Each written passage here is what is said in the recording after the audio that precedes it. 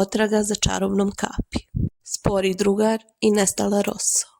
Jednog jutra Laza se probudi, pored njega puž što koricu grudi.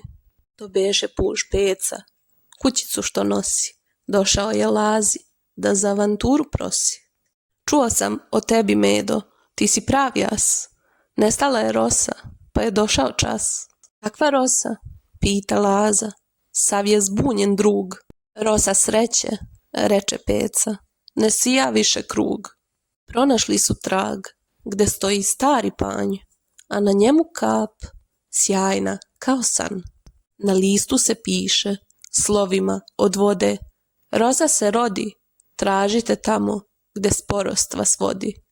Ja sam najsporiji, reče puž Peca veselo.